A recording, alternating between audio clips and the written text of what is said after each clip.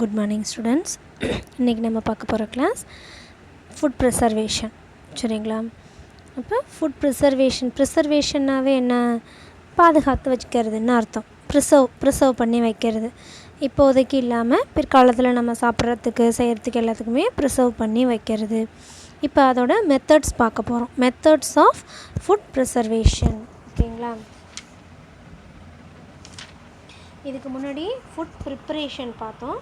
இப்போ ப்ரிசர்வேஷன், சமைக்கிறது பார்த்தாச்சு. அதை எப்படி ப்ரிசர்வ் பண்ணி வைக்கிறது, இதில் 2 மெத்தட் இருக்குது. House hold method, commercial method அப்படின்னு 2 மெத்தட் இருக்குது. கண்டிப்பாக இது வந்து இம்பார்ட்டன்ட் கொஷின், கண்டிப்பாக வந்து எக்ஸாமில் வரும். அதனால் மெத்தட்ஸ் ஆஃப் அதாவது ஃபுட் ப்ரிசர்வேஷன்னா என்ன, அப்புறம் பிரின்சிபல்ஸ் ஆஃப் ஃபுட் ப்ரிசர்வேஷன், அடுத்து மெத்தட்ஸ் ஆஃப் ஃபுட் ப்ரிசர்வேஷன். மெத்தட்ஸில் வந்து house hold method, commercial method. அப்படின்னா ரொம்ப பெருசாக வேறு எதுவும் இல்லை. ஹவுஸ் ஹோல்டு அப்படின்னா வீட்டில் எப்படி ஃபுட்டை ப்ரிசர்வ் பண்ணி வைக்கிறோம். அப்புறம் ஃபேக்ட்ரிஸ்லலாம் இப்போ நம்ம கடையில் வாங்கி சாப்பிட்றோம்ல, அந்த ஃபுட்டெல்லாம் எப்படி ப்ரிசர்வ் பண்ணி வைக்கிறாங்க, அது வந்து கமர்ஷியல். அதாவது factories out of the house, அதாவது ஹோமை விட்டு வெளில போயிட்டோம் அப்படின்னாவே அது கமர்ஷியல் ஆகிடும். வீட்டில் எப்படி செய்கிறது அப்படின்றது ஹவுஸ் ஹோல்டிங். சரிங்களா? அதுதான் ஹவுஸ் ஹோல்டு மெத்தட், வந்து கமர்ஷியல் மெத்தட் அப்படின்னு 2 இருக்குது. அப்படின்னா என்னன்றதெல்லாம் இப்போ பார்ப்போம். சரிங்களா? First food preservation. Food preservation அப்படின்னா என்ன அப்படின்னு பார்த்தீங்கன்னா, food preservation can be define as the science which deal with the process of preventing of decay or spoilage of food, thus allowing it to be stored in a fit condition for future use. அப்படின்னா என்ன? இது வந்து ஒரு process, அது நம்மளுக்கு தெரியும். ஏதாவது ஒரு ப்ராசஸ் பண்ணினா தான் அந்த ஃபுட்டை வந்து நம்ம ப்ரிசர்வ் பண்ணி வைக்க முடியுன்றது தெரியும். என்ன ப்ராசஸ் பண்ணுறோம்? Prevention of decay or spoilage of food. அந்த ஃபுட்டு வந்து ஸ்பாயில் ஆகாமல் ப்ரிவென்ட் பண்ணுறோம். எப்படி? Thus allowing it to be store in a fit condition. இப்போ எப்படி இருக்குதோ அதே மாதிரியே ஃபிட் கண்டிஷனாக எப்பொழுதும் இப்போ சாப்பிட்ற மாதிரியே 10 நாள் கழித்து சாப்பிட்றதுக்கும் இருக்கணும் இது அப்படின்னு வந்து ஃப்யூச்சரில் சாப்பிட்றதுக்கும் அதை ப்ரிசர்வ் பண்ணி வைக்கிறோம், அதாவது சேவ் பண்ணி வைக்கிறோம், ஸ்டோர் பண்ணி வைக்கிறோம். அது பேர் தான் ப்ரிசர்வேஷன். இன்றைக்கி ஒரு சாம்பார் வைக்கிற இன்றைக்கி சாப்பிட்ற 10 நாள் கழித்து அந்த சாம்பாரை இதே மாதிரியாக உன்னால் சாப்பிட முடியுமா? முடியாது. ஏன்னா அது நம்ம செய்கிற முறை, அதை வந்து ப்ரிசர்வ் பண்ணி வைக்கணும், அதே மாதிரியே சாப்பிட்ணும் அப்படின்னா அதுக்கு நிறைய திங்ஸ் ஆட் பண்ண வேண்டியது இருக்குது. சரியா?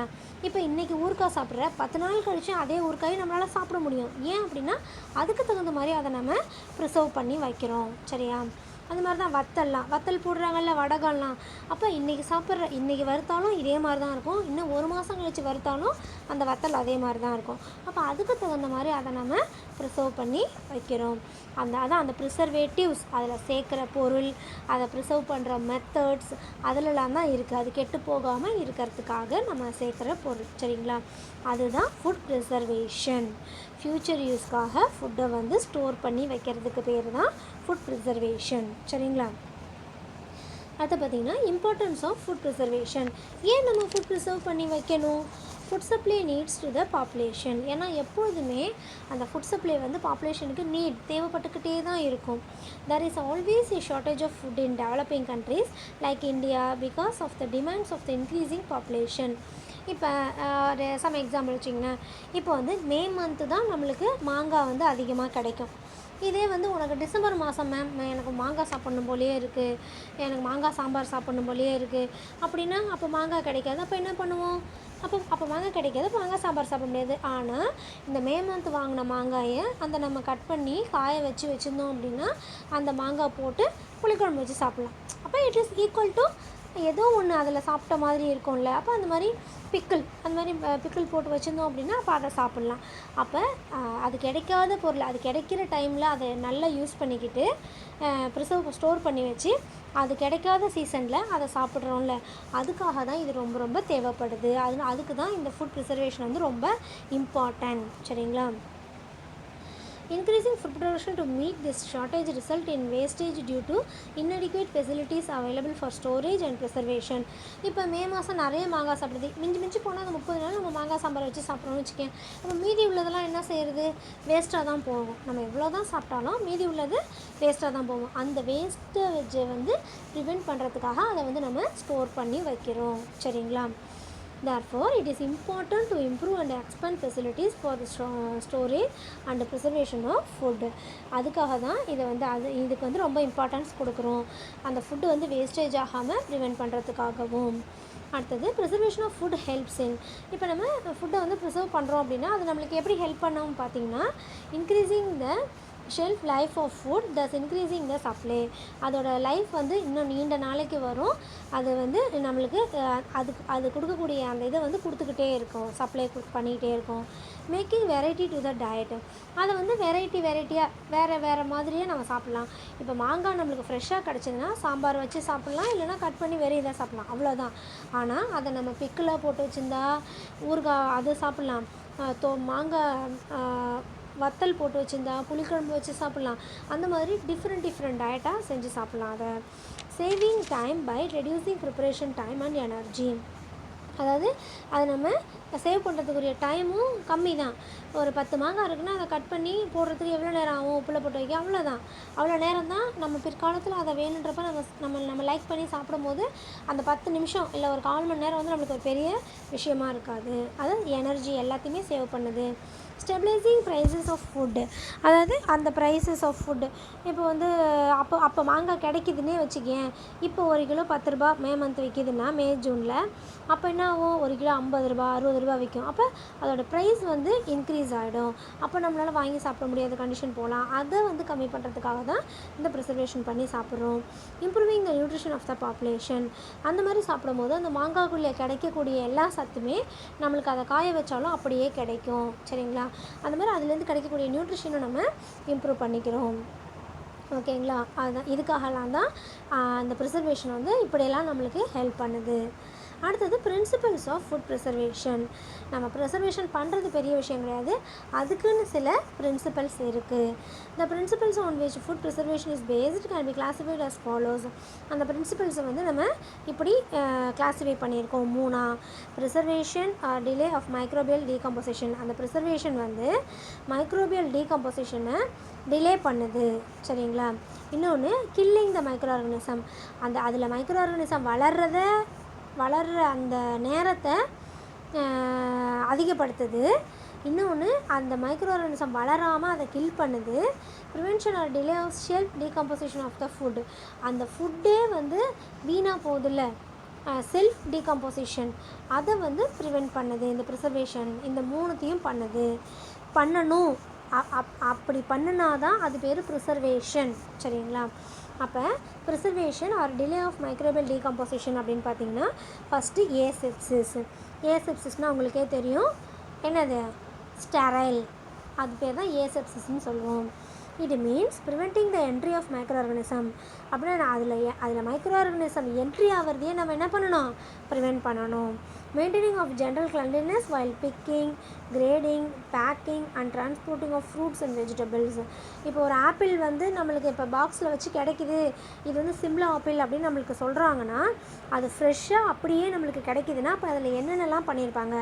அதை பறிக்கும் போது கைப்படாமல் நல்லா பறிப்பாங்க. அது மாதிரி கிரேடிங் பண்ணி இது வந்து ஃபஸ்ட்டு கிரேட், செகண்ட் கிரேட் அப்படின்லாம் கிரேட் பண்ணுவாங்க. பேக் பண்ணும் போதும் நீட்னஸாக பேக் பண்ணுவாங்க. டிரான்ஸ்போர்ட் பண்ணும்போதும் ரொம்ப கச்சமுச்சான்னு ஆடி கீடி அப்படிலாம் இல்லாமல் அழகாக நீட்டாக டிரான்ஸ்போர்ட் பண்ணி அது எப்படி இருந்துச்சோ காய்ச்சிச்சோ அதே மாதிரி நம்மளுக்கு கிடைக்கிற மாதிரி செய்வாங்க.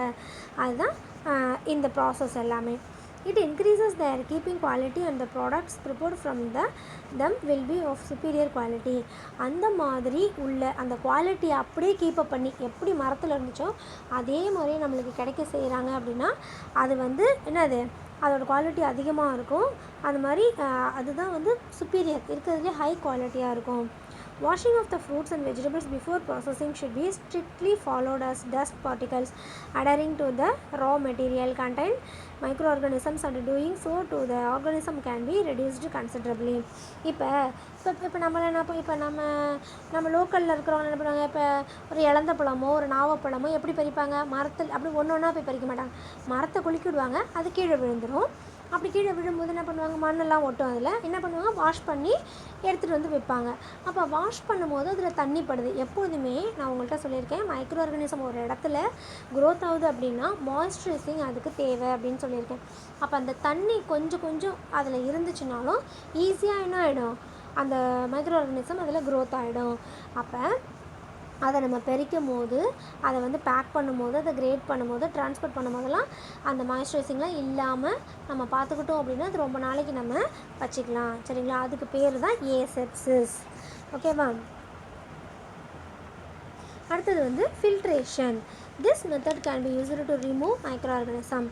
ஃபில்ட்ரேஷன் என்ன அப்படின்னா ஃபில்டர் பண்ணுறது, அதில் உள்ள மைக்ரோ ஆர்கானிசம் எல்லாத்தையும் ஃபில்டர் பண்ணி எடுத்துடுறது.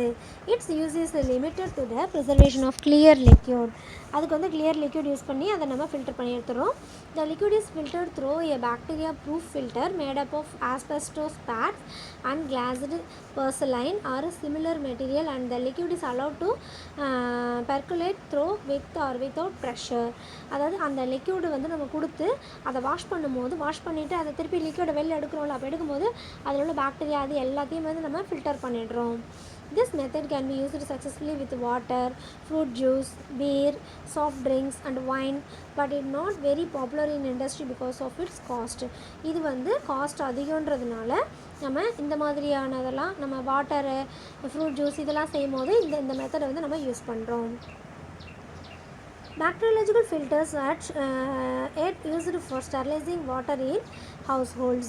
அந்த bacteriological filter நம்ம வீட்டில் வச்சுருக்கோம்ல ஃபில்டர், அப்போ அந்த தண்ணி RO வாட்டர் அது வச்சுருந்தோன்னா அது ஃபில்டர் பண்ணி நம்மளுக்கு தண்ணி வரும்போது உள்ளே போகிற இன்லெட் தண்ணி வந்து வாட்டர் வந்து இதாக போகும், வெளியில் வர அவுட்லெட் வந்து சேஃப் ட்ரிங்கிங் வாட்டர் வெளில வரும். சரிங்களா? Here the candle used for filtering the water are made up of unglazed porcelain. நடுவில் வந்து நம்ம சாக் பீஸ் மாதிரி ஒரு கேண்டில் மாதிரி இருக்கும், பெருசாக வெள்ளையாக வீட்டிலலாம் வச்சுருப்போம். அதில் தண்ணி தேய்ச்சோன்னா ஃபில்டர் பண்ணி கீழே வர தண்ணி நல்ல தண்ணியாக வரும் அப்படின்னு. அந்த கேண்டில் இருக்குல்ல, அதுக்கு பேர் தான் அன்கிளாஸ்டு porcelainனால் ஆனது அது. சரிங்களா? இதுதான் ஃபில்ட்ரேஷன். அடுத்தது பார்த்திங்கன்னா ஹெண்டரிங்.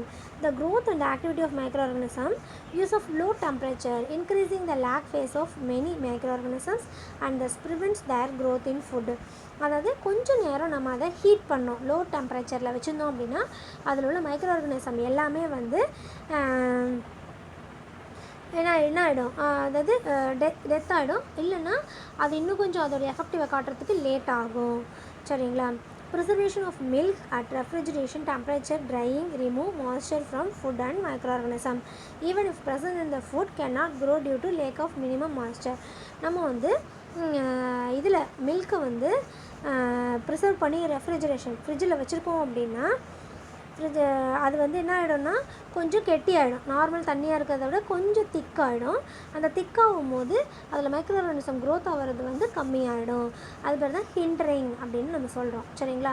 அப்போ 3 வேல வந்து நம்ம மைக்ரோ ஆர்கானிசம் க்ரோத் ஆகிறத டிலே பண்ணுறோம். சரிங்களா? என்னென்னா ஏசெப்சிஸ், ஃபில்ட்ரேஷன், ஹிண்டரிங், இந்த 3 வேஸ்லேயும். அடுத்தது பார்த்திங்கன்னா killing the microorganism. Next step, second principal.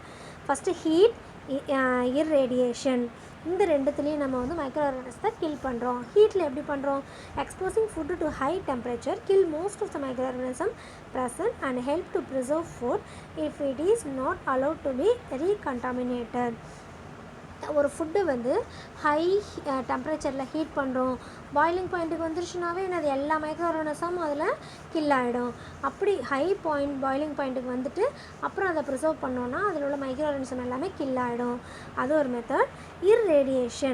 Irradiation of food which consists of exposing the food to either electromagnetic or radiations destroys the microorganisms present but has to be used with caution as it may render the food radioactive. அதாவது அந்த மாதிரி நம்ம radiation அந்த food மேலே படும்போதும் அந்த radiation, ஏன்னா நீ வந்து மைக்ரோபயாலஜியில் படிச்சிருப்பேன், radiation is one of the என்ன மெத்தட், ஸ்டெரிலைசேஷன் மெத்தட். அந்த ரேடியேஷனை கொடுக்கும் போதும் அந்த ஃபுட்டில் இருக்கிற மைக்ரோ ஆர்கானிசம் எல்லாமே என்ன ஆகிடும், டெத் ஆகிடும். எக்ஸாம்பிள் வந்து use of ultraviolet lamps in sterilising knives in பேக்கரியிலலாம் வந்து நிறைய டைம் அந்த ரேடியேஷனை கொடுத்தோம். பேக்கரியிலலாம் இப்போ இன்றைக்கி செய்கிற ஃபுட்டு இன்றைக்கி தான் சாப்பிட்டாகணும்.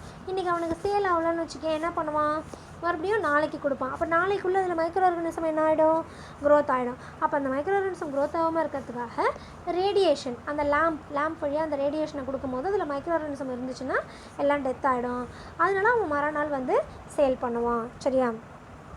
அப்போ அந்த மாதிரி வெஜிடபிள்ஸ், ஃப்ரூட்ஸ் செல்லர்ஸ் இருக்காங்கல்ல, விற்கிறாங்கல்ல, இன்றைக்கி விற்கல ஆனால் நாளைக்கு இருந்தால் இது வீணாக போயிடும் அப்படின்னா அதை நம்ம சூடுபடுத்தியா வைக்க முடியும்? காய்கறி பழங்கள்லாம் பண்ண முடியாது. அப்போ அதில் என்ன பண்ணலான்னா ரேடியேஷன் வந்து கொடுப்பாங்க. அந்த ரேடியேஷன் கொடுக்கும்போது அதில் உள்ள மைக்ரோ ஆர்கானிசம் எல்லாமே டெத் ஆகிட்டு அது வீணாகாமல் இன்னும் கொஞ்சம் நாளைக்கு இருக்கும். சரிங்களா? இதுதான் இர்ரேடியேஷன். அப்போ ஹீட்டும் இர்ரேடியேஷனும் கில்லிங் த மைக்ரோ ஆர்கானிசம் பிரின்சிபலில் வந்துடும். அடுத்தது prevention or delay of self decomposition of the food. அது என்ன பண்ணுறாங்க அப்படின்னா பிளான்ச்சிங், அப்புறம் ப்ரிவென்ஷன் ஆஃப் ஆக்சிடேஷன், இது ரெண்டும் பண்ணணும். பிளான்ச்சிங் அப்படின்னா destruction of enzymes to prevent self decomposition of the food is the mild heat treatment given to vegetables before either canning or freezing called blanching. அதாவது எந்த ஒரு வெஜிடபிளாக இருந்தாலும் அதை கேனிங், அதை ஒரு கேனுக்குள்ளேயோ இதுக்குள்ளேயோ போட்டு அடைக்கிறதுக்கு முன்னாடி அதை என்ன பண்ணுறாங்களாம், அதில் உள்ள என்சைம்ஸ் எல்லாத்தையும் டெஸ்ட்ரக்ஷன் பண்ணுறாங்க. எதுக்கு? Prevent self decomposition. அது வந்து செல்ஃபாக அதை அழிச்சிக்கிறதுக்கு முன்னாடி அதில் உள்ள என்சைம் எல்லாத்தையும் வந்து டெஸ்ட்ரக்ஷன் பண்ணுறோம். சரிங்களா? எப்படி? Is the mild heat treatment given to vegetables. Mild heat பண்ணினாவே அந்த வெஜிடபிள்ஸில் உள்ள என்சைம் எல்லாமே அழிஞ்சு போயிடும். அந்த என்சைம்ஸ் இருந்தால் தான் அது வீணாகும். அந்த என்சைம்ஸே இல்லை அப்படின்னா அது வீணாகாது, கொஞ்ச நாளைக்கு இருக்கும். This can be carried out either by dipping the vegetables in hot water or by exposing them to steam for a few minutes. அதை எப்படி பண்ணுறாங்க அப்படின்னா ஹாட் வாட்டரில் அந்த வெஜிடபிளில் டிப் பண்ணி எடுத்து வச்சிடுறது. டிப் பண்ணி எடுத்து வச்சிட்டோம் அப்படின்னா அதில் உள்ள அந்த என்சைம் வந்து டெஸ்ட்ரக்ஷன் ஆகிடும், அப்புறம் அது சீக்கிரமாக வீணாகாது. அப்படி இல்லை அப்படின்னா ஹீட்டோட ஸ்டீம் இருக்குல்ல, ஆவி, அதில் கொஞ்சம் நேரம் வச்சு எடுத்து வச்சிடுறது. ஓகேங்களா? அப்படி வச்சிட்டோம் அப்படின்னா அதில் உள்ள என்சைம்ஸ் எல்லாமே டெஸ்ட்ரக்ஷன் ஆகி அது வீணாகிறத நம்ம தடுக்க முடியும்.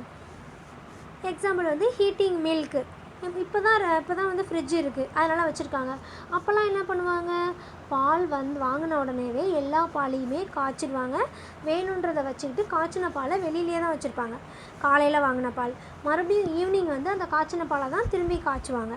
அப்போ நம்ம ஃபஸ்ட்டு ஹீட் பண்ணி வச்சுட்டோம் அப்படின்னா அதில் உள்ள மைக்ரோ ஆர்கானிசம் எல்லாமே டெத் ஆகிடுறதுனால, அந்த மாதிரி அதில் உள்ள வீணாக போகிறதுக்குரிய என்சைம் டெஸ்ட்ரக்ஷன் ஆகிடுறதுனால அது வீணாக போகாமல் சாயந்தரம் வரைக்கும் இருக்குது. மறுபடியும் சாயந்தரம் அதை காய்ச்சி நம்ம குடித்தா அது வீணாக போகாது.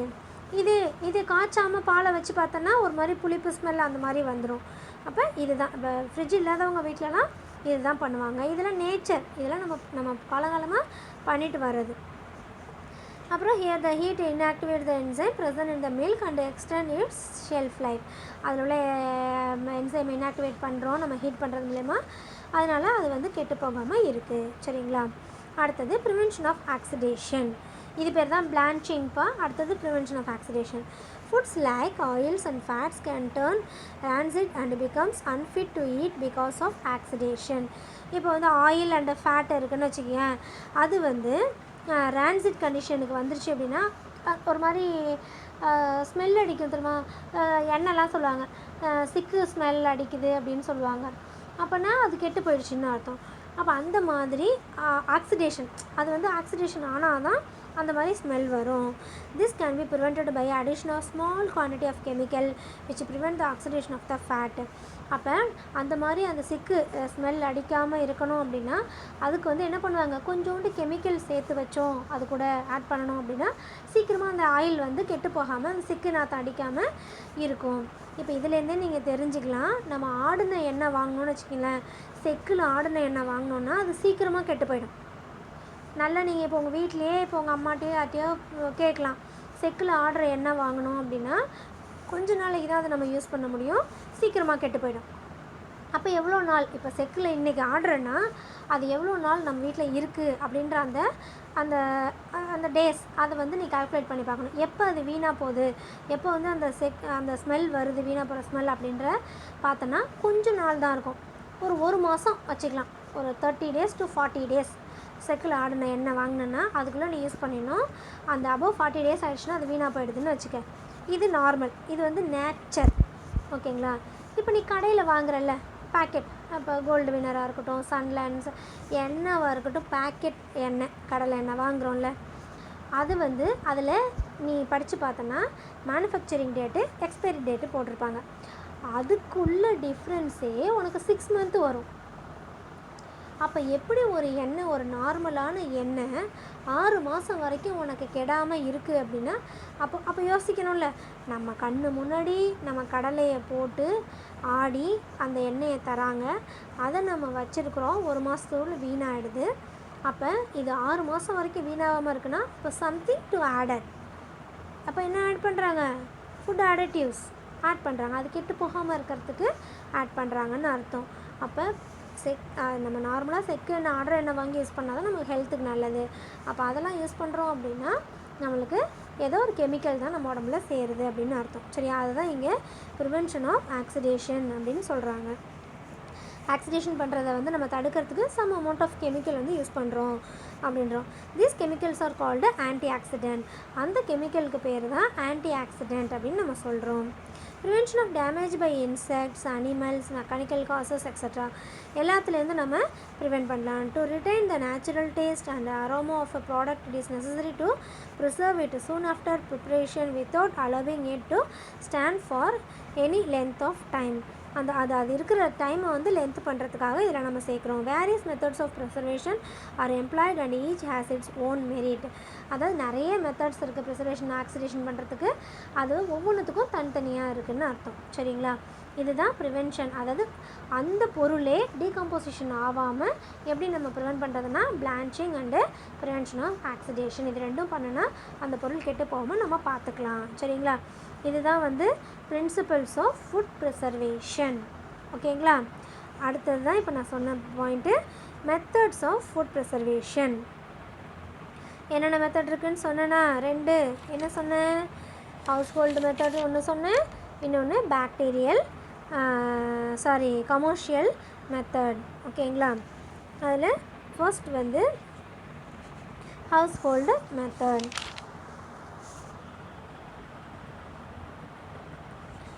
அதுக்கு இன்னொரு பேர் household preservation of food or bacteriostatic method அப்படின்னு சொல்லுவோம். இதில் ஃபஸ்ட்டு டீஹைட்ரேஷன் ஆர் ட்ரையிங், அது ஃபஸ்ட்டு மெத்தட். 2வது ஸ்மோக்கிங், 3வது addition of salt or sugar, 4வது use of oil and species, 5வது use of acids, 6 use of chemical preservatives, 7 use of low temperature. இது எல்லாமே நம்ம ஹவுஸ் ஹோல்டு மெத்தட், வீட்லேயே நம்ம ஃபுட்டை ப்ரிசர்வேஷன் பண்ணுறதுக்கு யூஸ் பண்ணுற மெத்தட்ஸ். உனக்கே தெரியும், இதில் எல்லாமே நம்மளுக்கு தெரிஞ்சது தான் படிப்போம். சரியா? புதுசாக ஒன்றும் நம்ம போய் இப்போ படிக்க போகிறது கிடையாது. Dehydration or drying. ட்ரையிங்னாவே என்ன? தண்ணி இல்லாமல் ட்ரை பண்ணுறது. Okay, good. First microorganisms need moisture to grow. Microorganism ஒரு இடத்துல வளரணுன்னாவே என்ன தேவை? அதுக்கு மாய்ஸ்சர் தேவை. அதான் இந்த point. When the moisture in the food is removed, the concentration of water brought below to a certain level, they are unable to grow and spoil the food. நம்ம அதில் உள்ள வாட்டரை எடுத்துட்டோம், ஒரு ஃபுட்டில் உள்ள வாட்டரை எடுத்துட்டோம் அப்படின்னா அதில் மைக்ரோ ஆர்கானிசம் இது க்ரோ பண்ணுறதுக்கு பிளேஸ் இல்லாமல் போயிடும். சரிங்களா? அதனால அந்த ஃபுட்டை ஸ்பாயில் பண்ண முடியாது. அதால் moisture can be removed by the application of heat as in sun drying and mechanical drying, or binding the moisture with addition of sugar or salt and making it unavailable to the microorganism. அந்த மாதிரி நம்ம அதில் உள்ள water எடுத்துட்டோம்னா micro organism அதில் இல்லாமல் போயிடும். சரியா? அதில் ஃபஸ்ட்டு ட்ரையிங்கில் வெறும் ட்ரையிங், சன் ட்ரையிங், மெக்கானிக்கல் ட்ரையிங்னு 3 இருக்குது. வெறும் ட்ரையிங் அப்படின்னா it means removal of moisture in food. அந்த ஃபுட்டுலேருந்து அந்த மாய்ஸ்சரை நம்ம எடுக்கிறோம், அவ்வளோதான். அதான் drying.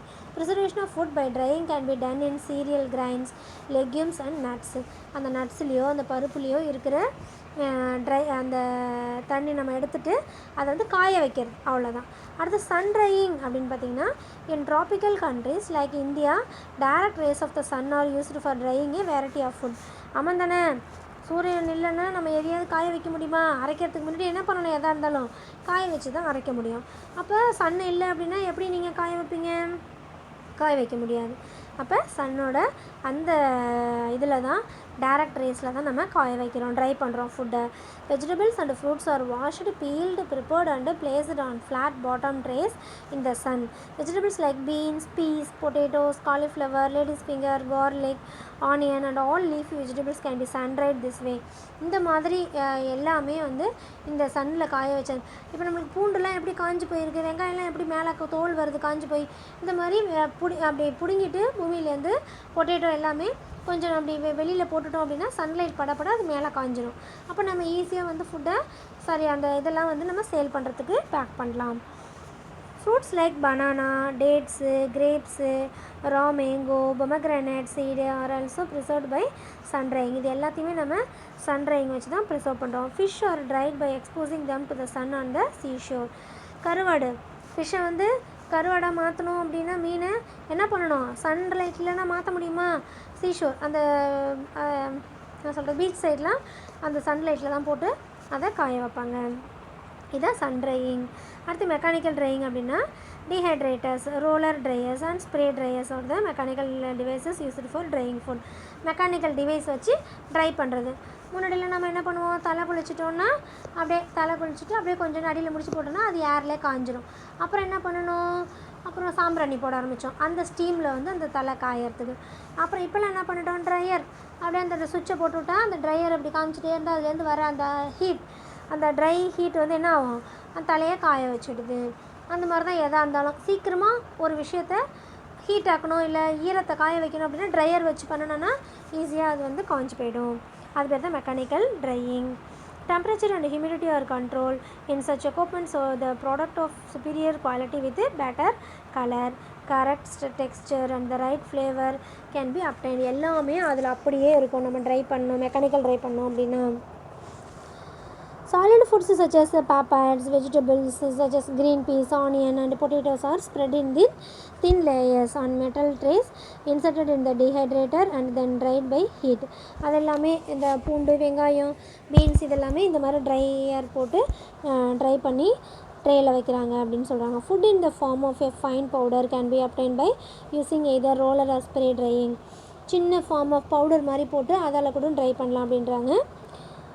In roller drying, the finely ground wet suspension of the food is spread as a thin layer on a revolving drum and it's heated. Then the dry powder is collected and packed. அந்த மாதிரி போட்டு ஒரு drum மேலே போட்டு try பண்ணிவிட்டு அதில் அப்புறம் அந்த பவுட்ரு போடும்போது இன்னும் ட்ரை ஆகிடுது. அப்புறம் அதை போட்டு எடுக்கிறாங்க. இதுக்கு எக்ஸாம்பிள் என்ன சொல்லணும் அப்படின்னு பார்த்திங்கன்னா, சப்பாத்தி மாவு பிசைகிறோம், மாவு பிசைஞ்சிட்டு அதையே ஒரு மாவில் போட்டு ரெண்டு பக்கமும் பெரட்டி அப்புறம் ஏன் சப்பாத்தி கல்லில் போட்டு இப்படி தேய்க்கிறோம், அப்படியே தேய்க்கலாம்ல. ஏன்னா அப்படியே தேய்ச்சா அது ஒட்டிக்கும் அந்த கல்லில், சப்பாத்தி போட முடியாது. அதனால் அதை இன்னும் கொஞ்சம் ட்ரை பண்ணணும்னா என்ன பண்ணணும்னா அந்த மாவில் போட்டு ரெண்டு பக்கமும் எடுத்தோன்னா அது இன்னும் கொஞ்சம் ட்ரை ஆகிடும், நம்மளுக்கு ஸ்டிக்கி ஒட்டாமல் வரும். அதனால தான் நம்ம அந்த மாவில் போட்டு போகிறோம். அது மாதிரி தான் இங்கேயும் சம் ஃப்ளோர் வந்து யூஸ் பண்ணுறாங்க, மாவு யூஸ் பண்ணுறாங்க, பவுடர். சரிங்களா, இது மெக்கானிக்கல் ட்ரையிங். அப்போ ட்ரையிங்லேயே 3 டைப் இருக்குது, drying, sun drying, mechanical drying. சரிங்களா, அடுத்தது ஸ்மோக்கிங். ஸ்மோக்கிங் அப்படின்னா என்னது, ஃப்ளேம்ஸ் யூஸ் பண்ணுறது. Food can also be dried by exposing them to smoke by burning some special kinds of wood.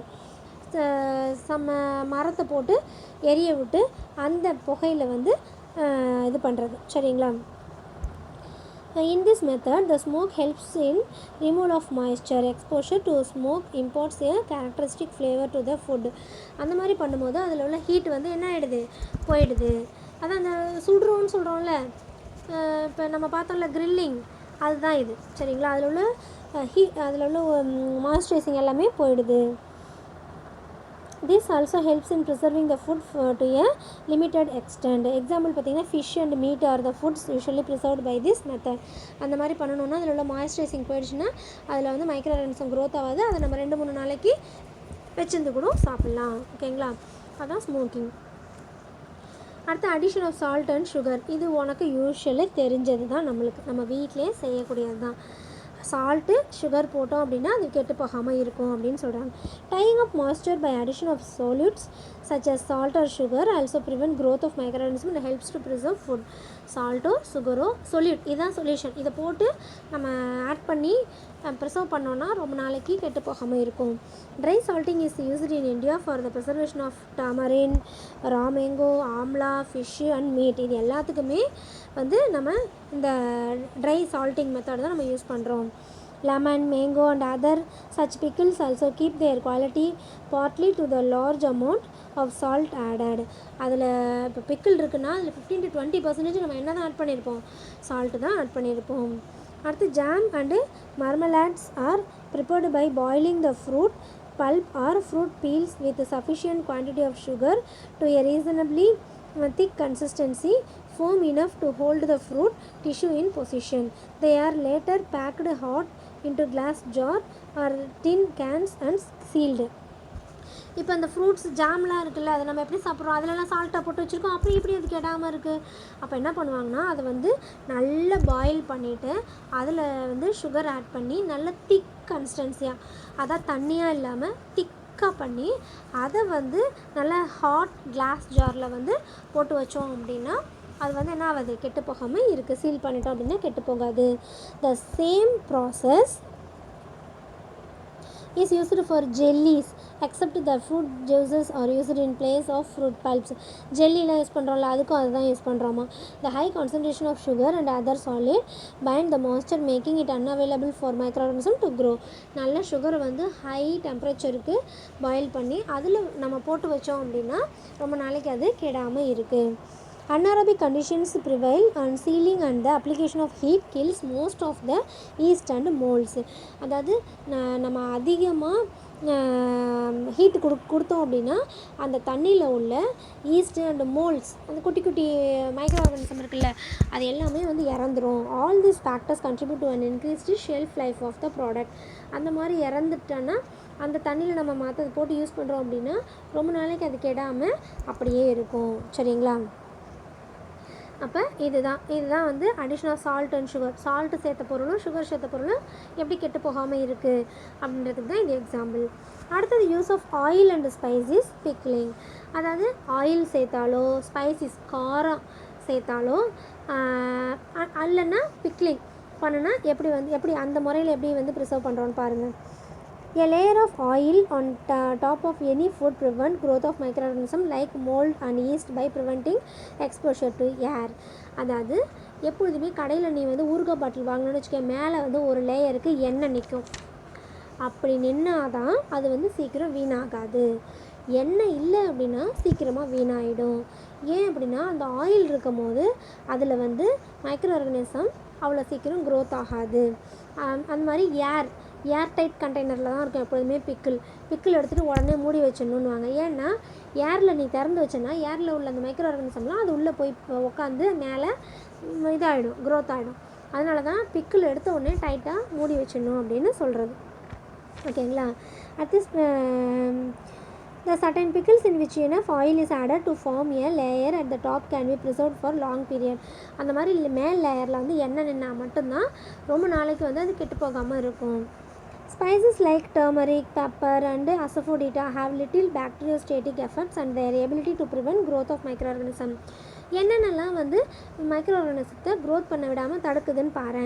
Turmeric மஞ்சள், பெப்பர் மிளகு அண்ட் அசஃபோடிட்டா பெருங்காயம், இது எல்லாமே பாக்டீரியோஸ்டேட்டிக் எஃபெக்ட், பாக்டீரியா வந்து அதில் க்ரோத் ஆக விடாமல் தடுக்குது அப்படின்னு சொல்கிறாங்க. Their primary function is to import their characteristic flavor. அதோட ப்ரைமரி ஃபங்க்ஷன் என்னென்னா நல்ல வாசனையை தரது. இன்னொன்று என்னென்னா அது கெட்டு போகாமல் பாதுகாக்கும் அப்படின்றாங்க. சரிங்களா? இதுதான் வந்து ஆயில், ஸ்பைசஸ் அண்டு பிக்லிங். அதனால் எப்படி அந்த முறையில் எப்படி ப்ரிசர்வ் பண்ணி வைக்கிறதுன்றது. அடுத்தது use of acid conditions inhibit growth of many microorganism. ஏன்னா ஆசிட்டில் வந்து இது மைக்ரோ ஆர்கானிசம் க்ரோத்தே ஆக முடியாது, அது நம்மளுக்கு தெரிஞ்சது தான். எந்த ஆசிட்லேயாவது அசிடிக்காக இருந்துச்சுன்னா அந்த பொருளில் மைக்ரோ ஆர்கானிசம் க்ரோத் ஆகாது. Organic acid are added or allowed to form in the food to preserve them. அதுக்காக தான் ஆர்கானிக் ஆசிட்ஸ் வந்து யூஸ் பண்ணுறாங்க ப்ரிசர்வ் பண்ணுறதுக்கு. அசிட்டிக் ஆசிட், வினிகருக்கு இன்னொரு பேர் தான் அசிட்டிக் ஆசிட். அடுத்து லைம் ஜூஸ்க்கு இன்னொரு பேர் citric acid and lactic acid are commonly used as. இந்த ஆசிட்லாம் தான் ப்ரிசர்வேஷனுக்கு யூஸ் பண்ணுறாங்க. Onion are bottle in vinegar with a little salt. Onion வந்து பாட்டிலில் போட்டு கொஞ்சோண்டு சால்ட்டு போட்டு வச்சுருக்காங்க. Vinegar is also added to pickle, chutney, sauces இதுக்கெலாம் வந்து யூஸ் பண்ணுறாங்க அப்படின்றாங்க. அடுத்து வந்து citric acid is added to many fruit squashes, jam and jelly to increase the acidity and prevent mould growth.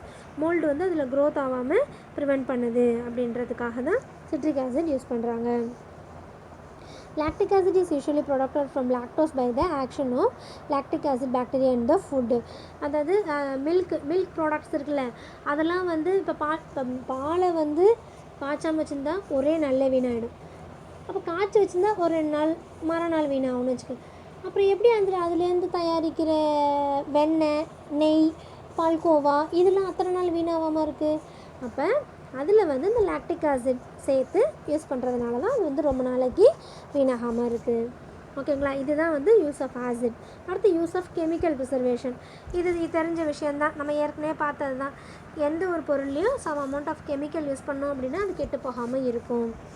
Certain chemicals when added in small quantities can hinder undesirable chemical reaction in food, interfere with the cell membrane of the microorganism and their enzyme activity. It acts as antioxidant. எந்த ஒரு chemical use பண்ணாலும் அது வந்து அந்த ஃபுட்டோட anti ஆக்சிடெண்ட்டாக மாறிடுச்சு அப்படின்னா அதில் micro ஆர்கானிசத்தை வந்து க்ரோ பண்ண விடாது. சரிங்களா? Maximum amount of allowed to be added to each type of food is regulated by law because higher concentration can be a health hazard. கொஞ்சம் அமௌண்ட் தான் அந்த கெமிக்கல் வந்து நம்ம யூஸ் பண்ணி அதை ப்ரிசர்வ் பண்ணணும். அதிகமாக பண்ணணும் அப்படின்னா நம்மளுக்கு ஹெல்த்துக்கு ஹசார்ட்ஸ் தீங்கு விளைவிக்கும். Benzoic acid in the form of its sodium salt in an effective inhibitor of molds and is used extensively for the preservation of jam and jelly. Jam and jelly use செய்யும் போதெல்லாம் இந்த benzoic acid வந்து அதிகமாக நம்ம use பண்ணுறோம். Some of the other chemical preservatives used are potassium metabisulfate, sorbic acid, calcium probionate. இதெல்லாம் வந்து நம்ம யூஸ்வலாக யூஸ் பண்ணுற chemicals. The development of flavors in edible oils is prevented by the use of butylated hydroxylanisole, BHA, BHT. இதெல்லாம் நம்ம வந்து எதில் பார்த்தோம்? ஃபுட் அடிட்டிவ்ஸில் பார்த்தோமா? இந்த கெமிக்கல்லாம் வந்து ஆட் பண்ணுறாங்கன்னு BHA, BHTலாம் அதெல்லாம் யூஸ் பண்ணினா தான் கொஞ்சம் ப்ரிசர்வேஷன் ஆகும், அந்த ஃபுட்டு வீணாக போகாமல் இருக்கும். ஆனால் இதனால் என்னென்ன அட்வர்ஸ் எஃபெக்ட் வருதுன்னு நம்ம அங்கேயே பார்த்துட்டோம். கேன்சர்லாம் வருது அப்படின்னு சொல்லிட்டு. சரிங்களா? அடுத்து யூஸ் ஆஃப் லோ டெம்பரேச்சர் கொடுத்தோம் அப்படின்னா அது மூலியமாகவும் நம்ம வந்து மைக்ரோ ஆர்கானிசம் க்ரோத் ஆகாமல் ப்ரிவென்ட் பண்ணலாம். Microbial growth and enzyme reaction are retarded in food stored at low temperatures. Low temperature employed can be cellar storage temperature about 15 degrees Celsius, அப்புறம் 0 to 5 degrees Celsius, அடுத்தது 18 to 40 degrees Celsius. இதில் வச்சுருந்தோம் அப்படின்னா நான் micro organism வந்து growth ஆகாமல் prevent பண்ணலாம். First வந்து 15 degree Celsiusல பார்த்தீங்கன்னா temperature in sellers under ground room where food is stored in many villages are usually not much below that of the outside air and seldom lower than 15 degrees Celsius. The temperature is not low enough to prevent the action of many spoilage organism. இதுக்கும் கீழே அது below ஆச்சு அப்படின்னா அது வந்து அந்த இதை வந்து என்ன சொல்கிறது ஸ்பாயில் பண்ணிடும், அந்த ஃபுட்டை வந்து ஸ்பாயில் பண்ணிடும். Root crops, potatoes, onions and apples can be stored in cellars for limited periods during the winter மந்தில் வந்து ஈஸியாக வீணாகிடும். வெங்காயம்லாம் என்னது கொஞ்ச நாள் அது மேலே தண்ணி பட்டுச்சுனாவே அழுக ஆரம்பிச்சிடும். அதே மாதிரி தான் பொட்டேட்டோ எல்லாமே. ரூட் கிராப்ஸ்னால் கீழே வேரில் முளைக்குதில்ல, அது எல்லாமே வந்து வின்டர் சீசனில் சீக்கிரம் வீணாகிடும். இந்த மாதிரி நம்ம ஸ்டோர் பண்ணி வச்சுக்கணும். அதை decomposition with occur with the temperature is slow down. அதாவது கொஞ்சம் கொஞ்சமாக டெம்பரேச்சர் லோ பண்ணி வச்சுருந்தோம் அதில் அப்படின்னா தான் அதை நம்ம சேவ் பண்ண முடியும். சரியா? இது வந்து 15 degree Celsiusக்கு. 0 to 5 degree Celsiusல chilling temperature are obtained and maintained by means of ice or mechanical refrigeration. அப்படியே ஐஸ் கட்டியாகவே வச்சுக்கிறது. அதில் வச்சுருந்தா தான் சிலது வீணாகாமல் இருக்கும். Fruits and vegetables, meets, poultry, fresh milk products, fish and egg can be preserved from 2 days to a week when held at this temperature. 2 daysலேருந்து 1 week வரைக்கும் வீணாக போகாமல் வச்சுக்கிறோம் அப்படின்னா இந்த மாதிரி 0 to 5 degree Celsiusல வச்சுருந்தா வீணாகாது. The best storage temperature for many food egg is slightly above 0 degree Celsius.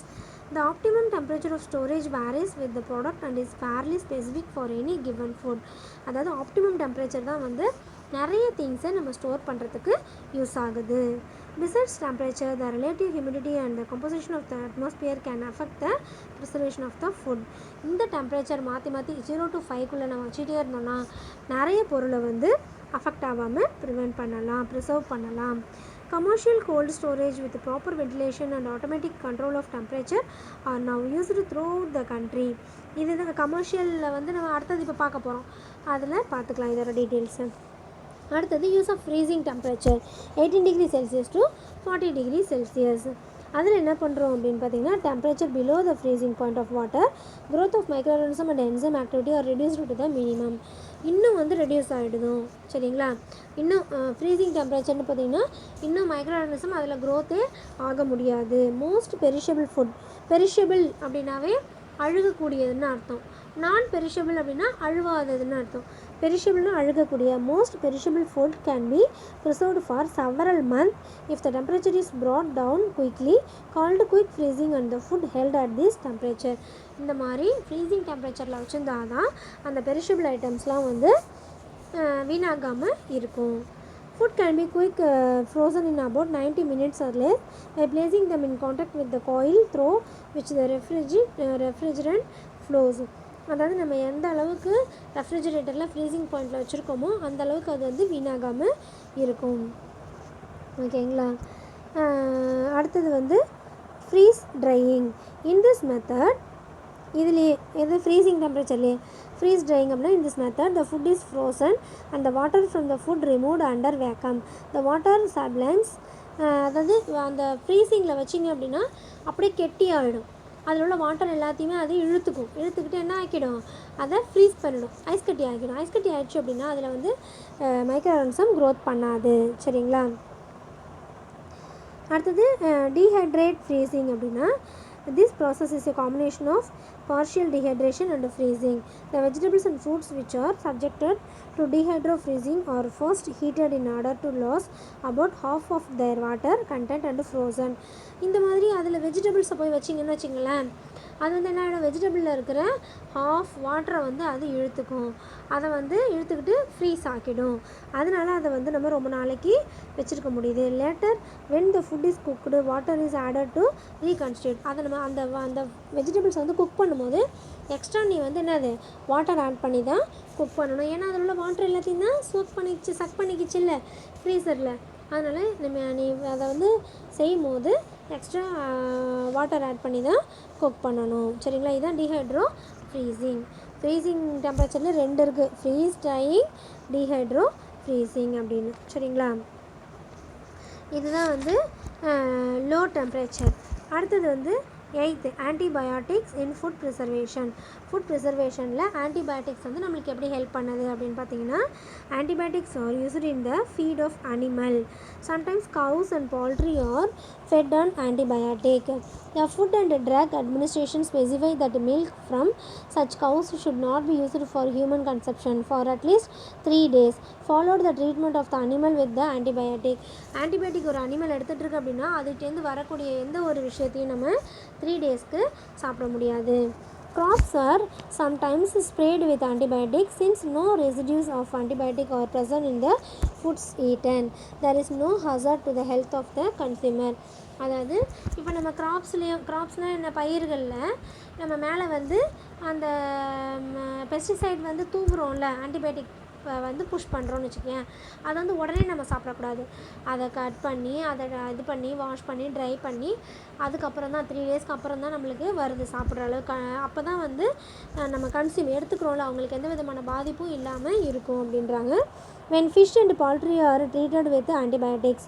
இப்போ ஃபிஷ்ஷெலாம் வந்து பிடிச்சிட்டு வராங்க அப்படின்னா ஆன்டிபயோட்டிக்ஸ் அதில் போட்டு கலந்து வச்சுருப்பாங்க. அப்புறம் நம்ம சமைக்கும் போது அது அப்புறம் ஒரு 3 டேஸ் 4 டேஸ் ஆச்சு அப்படின்னா அது எல்லாமே வந்து ட்ரை ஆகிடும். அப்புறம் நம்ம வந்து சமைக்கும் போது வாஷ் பண்ணிவிட்டு சமைக்கும் போது அது வந்து கம்மியாயிடும். சரிங்களா? அதனால தான் ஆன்டிபயோட்டிக் போட்டாலும் அந்த மெத்தட்லேயும் வந்து நம்ம ப்ரிசர்வ் பண்ணலாம் ஃபுட்டை அப்படின்றது தான் இதுவும் ஒரு மெத்தட். அவ்வளோதான். இது வரைக்கும் ஹவுஸ் ஹோல்டு மெத்தட் பார்த்தோம். சரிங்களா? 8 மெத்தட்ஸ் பார்த்தோம். அடுத்தது வந்து bactericidal method or commercial method. Commercial மெத்தட்னால் சொன்னேன், பெரிய பெரிய ஃபேக்ட்ரிஸில் பண்ணக்கூடியது அப்படின்னு. அதில் வந்து ஃபஸ்ட்டு ஹீட்டிங், அடுத்தது ஸ்டெரிலைசேஷன். இது ரெண்டு தான் கமர்ஷியல் மெத்தடை பொறுத்த வரைக்கும். ஹீட்டிங் அப்படின்னு பார்த்தீங்கன்னா, food is commonly preserved through the application of high temperature. அதிக டெம்பரேச்சரில் ஒரு ஃபுட்டை நம்ம அதிக டெம்பரேச்சர் கொடுத்தோம் அப்படின்னா அது வீணாகாதுன்னு பார்த்தோம் முன்னாடியே. Inactivation of their metabolic enzymes by the application of heat leads to the destruction of micro organism present in food. அந்த ஃபுட்டில் அதிகமாக நம்ம ஹீட் கொடுக்கும் போது மைக்ரோ ஆர்கானிசம் இல்லாமல் போயிடும். Further exposure to high temperature can also inactivate the enzyme present in the food. இது நம்ம ஏற்கனவே ஹீட்டிங்கில் பார்த்தாச்சு, அதனால் no need to more explanation. சரிங்களா? ஹீட் பண்ணுறதுனால என்ன ஆகுதுன்னு பாரு. The organism that has to be kill ஆகுது. Nature of the food to be preserve, அது அந்த ஃபுட்டோட நேச்சர் வந்து ப்ரிசர்வ் பண்ணப்படுது, பாதுகாக்கப்படுது. Other means of preservation that may be used in addition to high temperature. Other இதுக்கு போகணும் அப்படின்னா ஹை டெம்பரேச்சர் கொடுத்தோம் அப்படின்னா அது வந்து இன்னும் நல்லா ப்ரிசர்வ் பண்ணலாம் அந்த ஃபுட்டை. High temperature used for preservation are first pasteurisation. Pasteurisation அப்படின்னா நீங்கள் வந்து மில்க்கு பண்ணுறது, அதுதான் pasteurisation. Temperature below 100 degree Celsius. Below 100 degree செல்சியஸ்னால் அது பேர் பாஸ்டரைசேஷன். அபோவ் 100 டிகிரி செல்சியஸ்னால் அது பேர் பாயிலிங். சரிங்களா? ஏற்கனவே நம்ம பார்த்துட்டோம். பாயிலிங் டெம்பரேச்சர்னால் எவ்வளோ? 100 டிகிரி செல்சியஸ். அதை தான் வந்து நம்ம பாயிலிங் டெம்பரேச்சர் அப்படின்னு சொல்லுவோம். ஓகேங்களா? இப்போ பாஸ்டரைசேஷன் பிலோ 100 டிகிரி செல்சியஸில் பார்ப்போம். Pasteurization is the name given to the method employing temperature below 100 degree Celsius for the preservation of food. Below 100 degree Celsius கொடுத்து எந்த ஒரு ஃபுட்டையும் நம்ம வந்து ப்ரிசர்வ் பண்ணி வைக்கிறோன்னா அது பேர் பாஸ்டரைசேஷன் அப்படின்னு சொல்லுவோம்.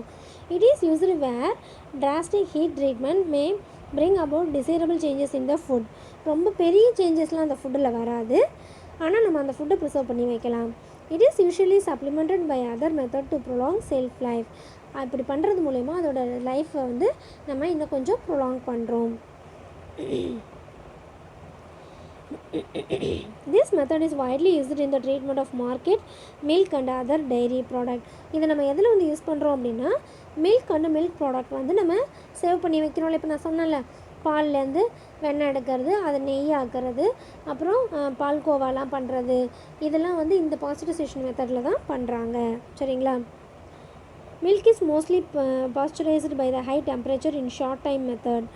Here the milk is heated to 72 degrees Celsius. Milk heat பண்ணுறாங்க.